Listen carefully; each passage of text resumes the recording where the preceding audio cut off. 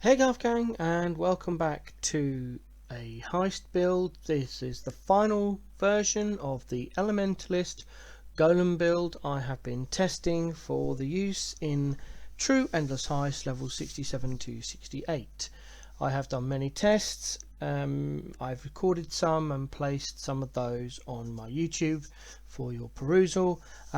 But now I have finished my testing. This is it. This is what I believe is the final version. This is based off of a build that was provided by Aileen in the Discord server TFT Heist channel. They had shared the build with us just before league start.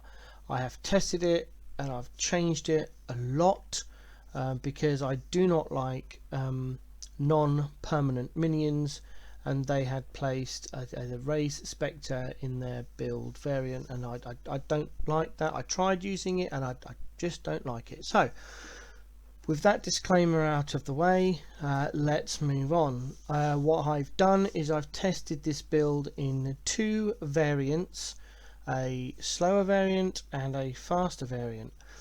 So what I want to do first is go through my current setup, which is the second variant I tested. So currently in our passive tree, which looks like this, the full POB is linked in the description below, and I have got pre-recorded gameplay of both versions coming up after this. So this video is done in 3 sections and I've edited them together, so hopefully it turns out okay. We have got our intellect here. We've come up for heart and soul.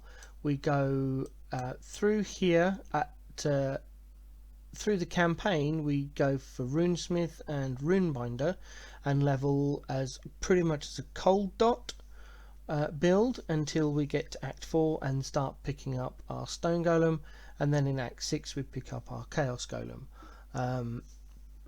at which point you could theoretically drop the winter brand stuff, although I would suggest keeping it until you're finished with the act bosses, because it helps out tremendously on that, and the clear on them is quite good. We come up here for some chaos resist and reduced curse effect, and we've taken here maimed, cannot be maimed and hindered, because that can happen a lot in Heist on this build. I was finding I was getting ridiculously slowed by maim and during the campaign, so we've taken that. This can be changed out for corrupted blood immunity if you wish. I just have not had a problem with corrupted blood. I have a problem being maimed / hindered, so that's that there. Also, because we are a slower build than the rangers, this helps our speed. Eventually you come up and get this core preparation node with vitality mana reservation. We come up here for a dual socket, and we go around here for golem commander. We come down here for this dual socket. As you can see, we've got primordial eminence. We have 3 of those in our build. We come here for quick recovery for the life, mana regen and life regen. It's quite cool. Come down here for discipline and training, sanctity, through for devotion and plus 50 max life. There's another primordial eminence. We come up here for the minion nodes, redemption, righteous army, and then we sweep round for spiritual aid, which is the only reason we have taken grave pact, because then we get all this damage buff, and it is a huge damage buff, plus you and your minions get a 6% chance to double damage. We come down here for constitution. Here we place our anima stone, and that allows us with our other buffs and gear to get 7 golems. We take the sovereignty wheel with 10% increased effect, and we just pick up purity of flesh for more chaos resistance. We then pick up divine shield. It's such a good, and you stack all your armor pieces, can be armor and then evasion for one variant, or energy shield for the other variant. It depends which variant you run, because one of them includes these 4 nodes here for a further dual socket for a Watcher's Eye. As you can see, the 2 primary stats on here is a vitality mod. I prefer the flat percentage regen for vitality and the increased movement speed while affected by grace. The blind part is not relevant. You can get it if you want, or the third mod, it's just one I happen to have in my standard stash, so I popped it in there. This build has not done Merc Lab. I've done all the testing, I've just realized, with just normal and cruel. So we take Legion of the Primordial, and obviously we then take Elementalist, which gives us 2 golems, which brings us out to our 7. The Merc Lab, you've got 2 choices. You can either come down for Shaper of Winter to buff your Vortex, so you do more damage, or you can go for the defense option and take Bastion of Elements, just for more damage. But in the testing, you'll see coming up later in the video, I don't take a lot of damage, so I think personally I would always be taking Shaper of Winter, and both POB variants are set up with this. However, it is up to you whether you go Shaper of Winter or Bastion of Elements, entirely your choice. This is the Queen of the Forest variant, so we do have these nodes down here. The POB I provide will have these stats removed and placed in an appropriate place for non-Queen of the Forest variants. So on to gear. I leveled with this helm, Mind Spiral, because of the cold damage and the extra ES and the recouped out mana. It was absolutely amazing, and I have included that in a suggested unique in the POB. The other variant is Carcass Jack, because of the area of effect and area damage, plus we got some resists and life on there, and so our Vortex goes up in a lot of damage. I'll do a straight swap. I couldn't get a 6-link Queen of the Forest with 5 blue, so I'll only add in the gems we have here to give you to see the difference. Let's just do that. There we go. And it gives us approximately about another 400 DPS. But also it'll have bone chill in there, whereas this one didn't, and I can't because you can see I don't have 6 sockets. The gear on my character, some of it's a little bit OP because it's stuff I had in standard. So both variants carry this clay shaper. We don't actually use the level 12 summon stone golem from the clay shaper. We're taking it for everything else, including the +1 maximum summon golems. As you can see, we end up with 7 golems. How many of each golem you have is entirely your choice. I've chosen 3 chaos golems and then 4 stone golems, which is what's running around on the screen. We have the new Death Rush ring, slightly buffed with a +5% resistance modifier. So I was testing which catalysts affected the ring, and it's only resistance modifiers. None of the other catalysts affect the ring. So this new Death Rush is kind of a requirement for the build because, again, it is quite slow. So you need that adrenaline there, which will give you the movement speed buff. The shield is just something I picked up during the axe. We've got our Devoto's Devotion on with the 20% increased move speed and chaos resist. I've got 3 Devoto's Devotion in my standard stash, and 2 they all had buffs to the build, so I chose this one, which doesn't. Just as a side note, I had this ring picked up in the campaign. I had these gloves in my stash, this belt and jewel in my stash as well, and these boots I picked up during leveling. Just that's where all the gears come from. All of these flasks I picked up during the leveling process, qualityed, etc. So Eternal Life Flask of Corrupting Immunity Bleed. I did roll this, and it is one that I picked up during campaign, so I just alt spammed it, and that's what I ended up with. Same with these flasks. They are picked up in Act 5, 7 and 10, and then just rolled with alts and orgs. As for the gems, The clay shaper houses are 3 auras. Both iterations of the build hold the new Haste for the increased movement speed and cast speed, and a Defiance banner for the anti-crit chance plus armor evasion, and then the armor helps with our divine shield. And then if you are running the Queen of the Forest variant, you put in Grace. I just happened to have, I didn't have a normal Grace laying around at the appropriate level, so I just picked up a Divergent one I got in my stash. If you're running a Carcass Jack variant, then you can have Purity of Elements, which is what I was running as all the way through my testing, and then I did a one test with the Queen of the Forest. So I had that, which is why the flasks are not rolled for ailment immunity, they're rolled for buffs. There's the bone shield that I was leveling as part of the Carcass Jack, which pop that in there, and that gives us an extra 500 DPS. This is a set of gloves I was running in the build prior to setting up the endgame variant, and this is the Wintertide brand that we level with as well. In the helm I have the Stone Golem set up, multi-strikes, support, brutality and minion damage. In the shield we run Frostblink with a level 1 life tap, and this never gets leveled because that way it keeps the life cost low. We've also got an unlinked vitality in there at level 6, and with all of our buffs active we have plenty of mana to cast our vortex. Because of the short cooldown, you're cooling down, you're running around, and if it does work out, you don't run out of mana. And because we're an elementalist, we never have to worry about summoning our minions if they die, because they re-summon themselves.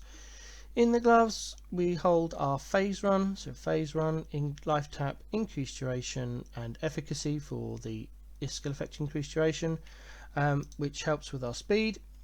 And then we've got our Frostblink for going through doors, so any mobs behind the doors will target where you are, and as soon as the doors open you Frostblink, chilling them and slowing them down.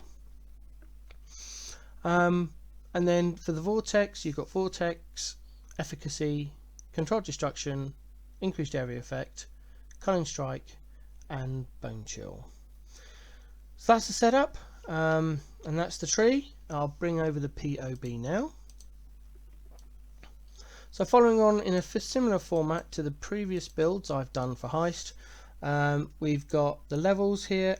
The reason this is split into more acts is because the skills and gear change quite a lot. So an Act 1, the average level I got to at Mavail was level 12. These are just average levels, and this is the skills I had, and as you can see we're running all the skills. I'm not going to go through them individually because it will make the video ridiculously long, but as you can see there, and we've got suggested items for level 1, Act 1 sorry. Going to Act 2, and that's the same thing. We've got the build, and now we pick up the brand nodes, and the skills again are set up. So we go into 2 where we take the Wintertide brand and we end up with a Frostblink and all that good stuff, with suggested items again at level Act 2, and this goes on and through. And here we've got the 2 Act 6 regem and regear is when we pick up most of our end game gems and skills etc, and we have got into a slight regear, plus the quest reward there. Assassin's Haste works really well until you replace that with something else.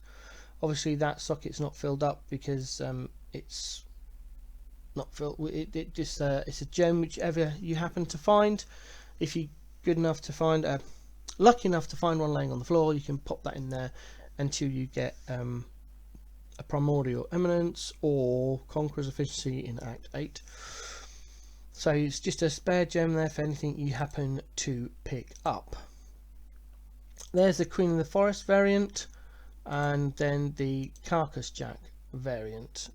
Main difference being the Carcass Jack there, and then with the Carcass Jack you use an elemental resist shield, and then in the Queen of the Forest you pick up a movement speed base shield to buff your movement speed. There's nothing stopping you using a movement speed shield in the Carcass Jack setup. It was just the way I built it at that time. And then, like I said, there's all the gems there, and the tree is slightly different. So the Carcass Jack tree, as you can see, we don't come down for the extra node there. We gain a life and mana pop there. We gain some increased effect of our auras there. So yeah, that's how we did that. And then here's the notes section, again based on the similarities of my previous heist builds.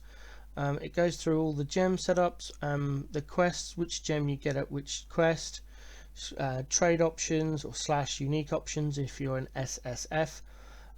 As I say here, the death, you can start looking for Death Rush early on if it's on a league start. It does require your character to be level 30, but once you get into the endless heist cycle, it is kind of a requirement because you are quite slow compared to the ranger builds.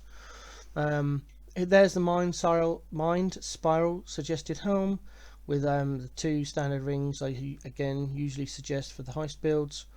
Clay shaper at level 41, you kind of need it for the +1 golems. How to do all your gems in Act 6 once you've completed Lilith's quest. On league start, that is the first quest that could be completed. Just run in, speak to her quickly, go and do the thing, and then you can buy all your gems. Don't even worry about doing resists. I did all of the testing without worrying about my resists. I just got into Act 6, spoke to her, dived into her quest area, cleared it out, and then went into town and then did a gearing. Lots of talking, needs to a dry throat. Down here, this is where we got all of our uniques. So primordial eminence, which then leads us to the anima stone, gives us more golems. It pretty much is a build requirement to give you more golems, more damage, more buffs, blah blah blah. Death Rush, Devastation, chest piece. You can go with a rare chest piece if you don't want to or can't afford a Carcass Jack.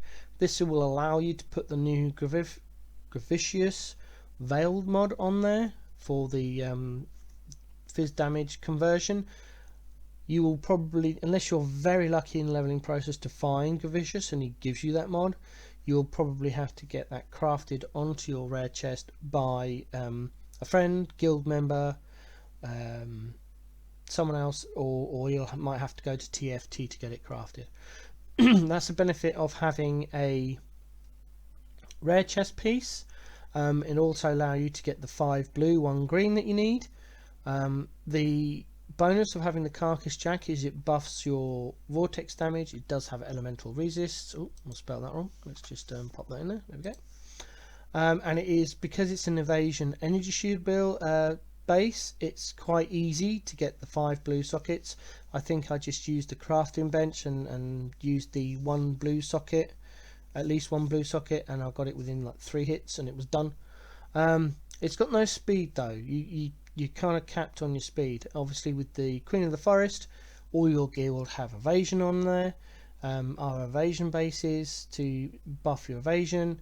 You pop in your grace, you grab a Watcher's Eye once you've got enough currency to do so, and then you're speeding. The following on parts of this video will demonstrate that.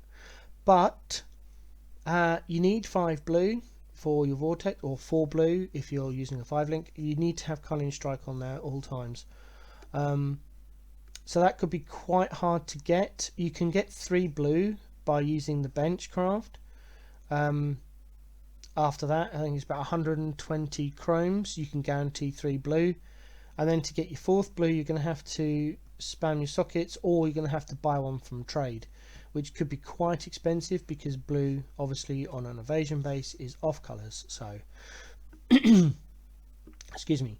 For your alt quality BIS gems, if you get the currency to do so, or you go on to level this build past 67 and find it in blueprint farming, they are all there. And then obviously if you really want to invest, you can get your Ashes of the Stars, your Aegis Aurora, Headhunter, or Mage Blood, Corrupted Gear, Corrupted Gems.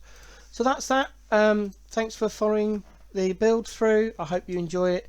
I know 3.19 is a bit dead, but I will keep this build. It was fun to play. I enjoyed the testing, and I will be keeping this updated throughout the forthcoming leagues. This POB will be shared in the video description, along with my helpful hints, Heist helpful hints Google document. This is the gameplay of the Elementalist Golem build wearing a Carcass Jack rather than a Queen of the Forest, and so we are buffing the damage of Vortex rather than concentrating on speed. The POB for this setup will be in the first part of this video. So all we're doing now is we are just going through, and the idea is to quickly go through and run the heist to see how we can get through. I am on a very strict filter. This is not a filter I would normally use for heisting, and it's not also being updated to 3.19, hence bone rings are still showing. So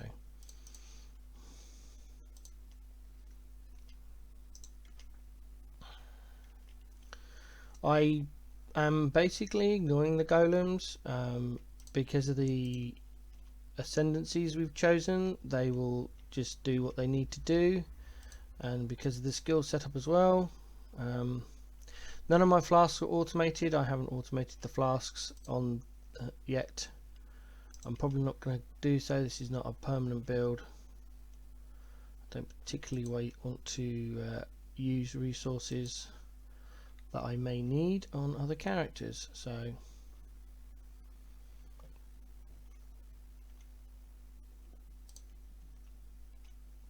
excuse me. Okay, so it's all prepped. Go there, go here. I saved my Quicksilver for the way out. Oh, that's good.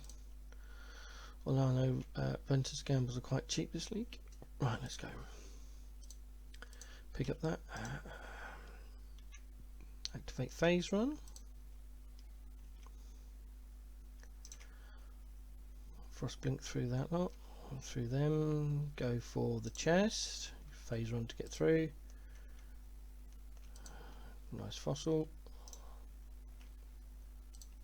Again, this should be the last door, so now we can activate our Quicksilver. Phase run to get through those. Drop our Vortex. Grab the fossil. Ignore the rampage. Activate all our flasks because again they're not automated, so now we just run. Drop our instant cast Vortex, which will break phase run, but the cooldown was off, so that was fine. And there we go. So that's the Carcass Jack version, and coming up now is the Queen of the Forest version. This is the Queen of the Forest variant of the Golem build mentioned earlier in this video. I've had to record the video in bits because of changes, etc., so there might be a bit editing going on here. It's the first time I've done a 3-part video recorded at 3 different times and then mushed it together, so hopefully this video is the same quality as my previous videos. So on this variant, what we've done is we've taken off the Carcass Jack, we've got a 5-link Queen of the Forest for our Vortex, we've dropped Bone Chill in favour of Culling Strike support, and we've changed the sockets on our auras, on our Clay Shaper. We've taken out Purity of the Elements and put in Grace. This is the only Grace I had in my collection that I could use. The Divergent is just irrelevant for this build. So that's the changes on the gear and the gems. We've also had to change the tree, and the tree is in the POB to include a Watcher's Eye, and this is one I had in my stash. So we've got standard Watcher's Eye, increased energy shield life mana, and then we've got 37% chance to blind enemies you hit while affected by Grace. I don't think that counts for our Vortex hit. Regenerate 1.1% of life per second while affected by vitality, which is why we have a low level vitality attached. And then the most important mod on there, increase movement speed while affected by grace. So with this Watcher's Eye in plus our grace gem and Queen of the Forest, it significantly increases our movement speed. Then we add in phasing, or phase run, sorry, and we're moving at quite a healthy speed. So let's go and do this level 67 brute force contract, which we brought from the Wakano. Let's just check. I'll open both of those big chests. Got Vortex, got my 7 golems. Right, let's go. I am resist capped. I checked because obviously with taking off purity of elements, I lose quite a lot of resist. Should be alright with leveling up that vitality a little bit more. We don't actually need it. All of the regen is coming from our Watcher's Eye mod rather than the actual vitality itself, but I see no harm in leveling it up. So the idea with this variant is to go as fast as possible, but obviously casting Vortex does break phase run because it's a skill, so gonna have to just be careful whether you want speed or using phase run or using Vortex. So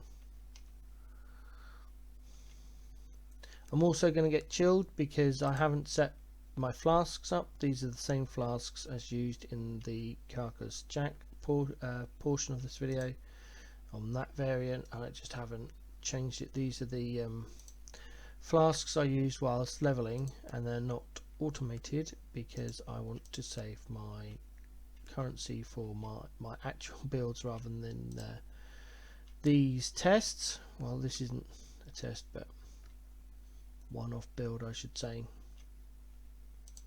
Right, let's grab that. We now are on the run, phase run and Quicksilver activated. And dip in here to get Tibbs to open the crate. We get a useless unique, nothing else. In for the fossil. Oh, resonator, nice. Right, now we're off again.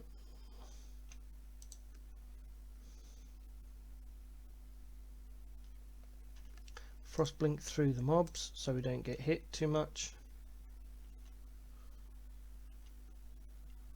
Oop, like that.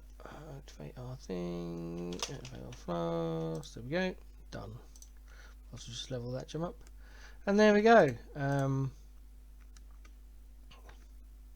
That's the variant with the Queen of the Forest and Grace, with the Watcher's Eye I showcased earlier in this portion of the video.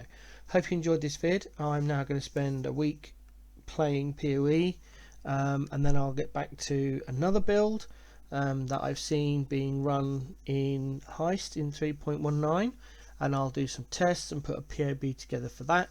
I'm hoping to have 5, 6, 7 ish path of buildings specifically for Endless Heist, with different maybe different variants. We'll see how that goes. Hope you enjoyed this vid. Stay safe in Rogue Harbour.